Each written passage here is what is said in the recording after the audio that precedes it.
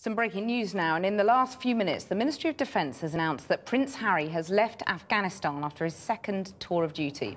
And in the wake of his departure, we can now bring you his most candid interview ever. The Prince's job, co-pilot on an Apache helicopter.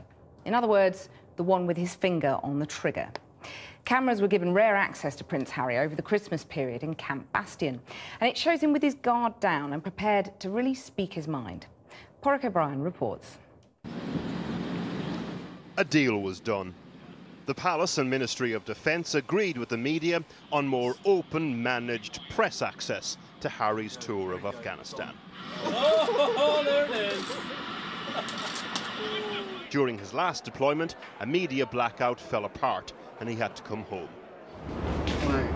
This time, camera crews were given rare access to him over Christmas in Camp Bastion.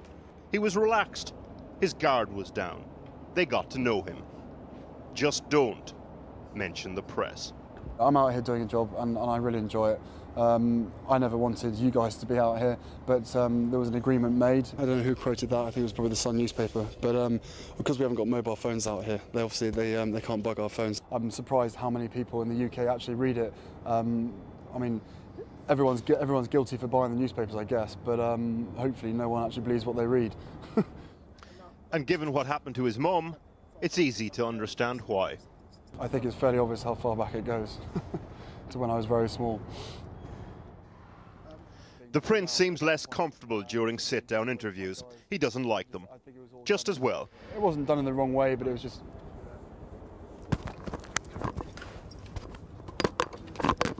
When the call comes, there's no more sitting down. He spent months training as an Apache helicopter co-pilot. The flying tanks have to be ready to take off within minutes to support ground troops. The centrepiece of the £28 million chopper is its weapon system. The Apache unit has reportedly the highest kill rate in the war in Afghanistan. As co-pilot, Harry's finger is on the trigger.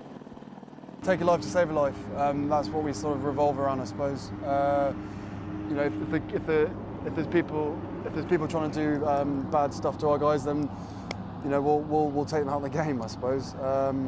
It's not the reason I decided to do this job. The reason I did this job was to get back out here and carry on with a job.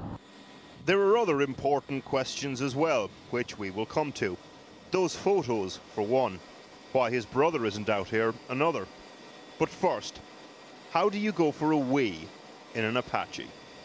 Once you've been out here for 2 or 3 weeks, you master the art of basically peeing by basically sitting down like this. So I originally couldn't do it during the training courses. It just couldn't happen. And also, every time I said, right, I'm just having a pee, the guy in the back would start doing this, which, you know, it's not helpful for anybody. There's no hole in the bottom of the seat. It's literally a bag. Some people go blow it up so that it makes it easier, but other people just open it up, and they're amazing. Trouble John, thank you for the amazing piss bags you make for us. Royal warrant of appointment out of the way, on to more serious matters. One of the big questions was whether he'd become a target and thus put other soldiers at risk. Another big question, how he feels about his brother not being here. Harry is not afraid of going off message. There is a bit of jealousy, not just the fact that I get to fly this, but obviously he'd love to be out here, and I don't see why, to be honest with you, I don't see why he couldn't.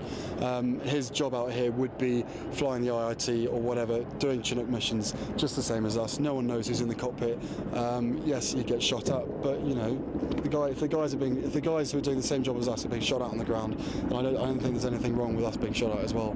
And yeah, people back home will have issues with that, but we're not special. The guys out there are, simple as that. Strange to say it of a pilot, but he comes across as grounded. He's in his element here, a military man with an acute sense of duty to colleagues, to country. 1,000,000 miles from Sin City. And that Las Vegas hotel suite. Yeah, well, I mean, I don't really want to get into details of what I think or what other people think. You know, at the end of the day, I probably let myself down, let my family down, and let other people down. But at the end of the day, you know, I was in a private area, and there should be a certain amount of privacy that one should expect. You know, back home, everyone, all my close friends, you know, rally around me and were great. it was probably a classic example of me probably being too much army and not enough Prince. Too much army, not enough Prince. He sees them as two quite distinct parts of his life, two quite distinct jobs. I hope I'm doing right. You know, as I said, and as I always say, you know, work hard, play hard, and I'll always be enjoying my job, and however long that may carry on for, then obviously I've got the other job to fall back on. So, yeah, be busy. How does he come across? Down to earth, funny, loyal, laddish, fond of catchphrases. Too much army, not enough Prince. Work hard, play hard. Take a life to save a life. There are some very clear lines in this 28-year-old's head.